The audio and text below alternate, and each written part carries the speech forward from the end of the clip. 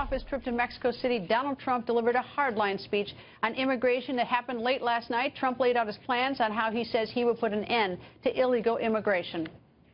Mexico will pay for the wall.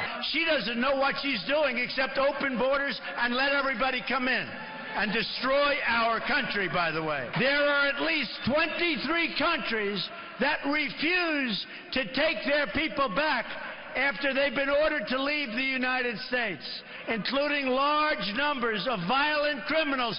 They won't take them back, so we say, okay, we'll keep them. Not going to happen with me, folks. Not going to happen with me. Between 9/11 and the end of 2014, at least 380 foreign-born individuals were convicted in terror cases inside the United States. We've admitted nearly 100,000 immigrants from Iraq and Afghanistan.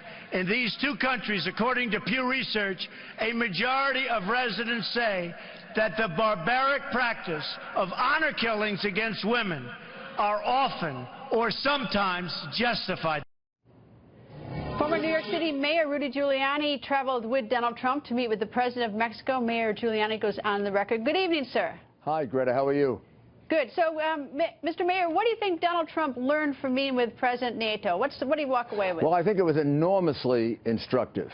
First of all, we found 4 or 5 areas of mutual cooperation where we can really improve our relationship with Mexico. We also found a few areas where there are disagreements, but the reality is the reason to secure the border from Mexico to the United States is not just because of Mexico. It's because it's an open pathway for people from anywhere, including terrorists that ISIS might try to get in, who can sneak in with the people who are coming in who are looking for work.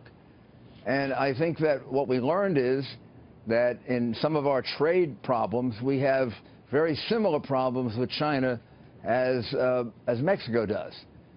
I don't mean to underestimate the importance of the south border and those issues. But one thing that sort of gets lost in sort of the discussion, because everyone likes to talk about who's paying for the wall and who's not going to pay for the wall and how big the wall is going to be. But we have, the estimates are about 11 or 12 million people in the United States who are undocumented. They're here illegally, but about half of them have overstayed their visas.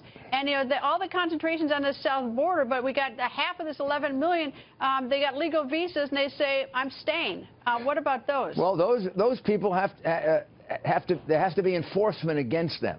However, I think if you listen to Donald Trump's speech last night, clearly what his first area of concentration is going to be is to secure the United States so that people can't come in without being identified.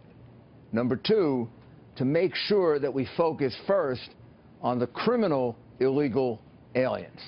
Now, there are a lot of them. They're not the vast majority, but it's a big number. It's a big number for law enforcement. Maybe it's 500,000, maybe it's 1 million. I don't know exactly the number. You're only going to find out when you focus on it. And so what happened, and when he addressed that, he talked about having some sort of deportation force to go out and get those, people who've got like armed robberies and things like that who are in this country and in here illegally as a second issue. This deportation force, if they're going to go out them, do we give them due process? Are we just going to throw them back in? If we give them due process, where do we get these judges? What's the plan? Greta, it's no different than when I was U.S. Attorney. You can't prosecute every crime. So you have to have priorities. You have to figure out what are your priorities. And I think the speech last night was brilliant in the sense that it set out a priority. The priority is let's go after the criminals first and get them out of here. And I think what we learned in Mexico, in sitting down with President Peña Nieto, is that there are a lot of common issues where they have similar problems that we have. For example, they have a tremendous illegal immigration problem from the southern part of Latin America that they're dealing with.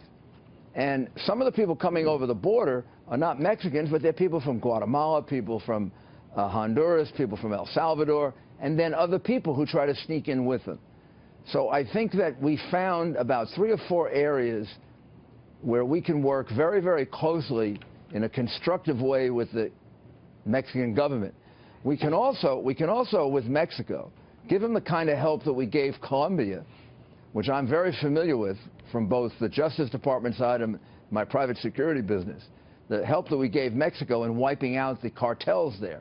Mexico is a different country today than it was 10 or 15 years ago. It's a rejuvenated country because they got control of it. They got rid of the cartels.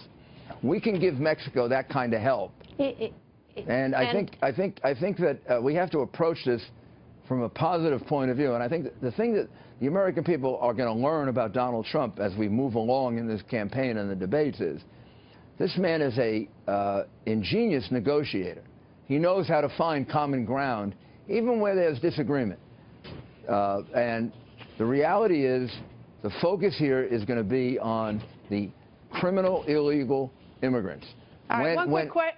And let me just ask you one quick question, and I do appreciate the danger of that southern border of Mexico. Honduras is the most dangerous country, and they've got a problem there. Yep. But just give me some local color. Do you think that President Nieto, did he seem to like Donald Trump? Did he laugh with him or anything? We had a very, very good conversation. That's why we made up those hats that said, "Make Mexico Great Also." And we brought about 40 or 50 hats with us, and we came home with only 2. And by the time we got home, that one was taken. And Senator Sessions and I both wore those hats because we believe we can do this in a way in which we maximize our relationship with Mexico, which after all is one of our allies. We don't want we have a problem of illegal immigration into the United States. Mr. Mayor, thank you for joining us. Thank you.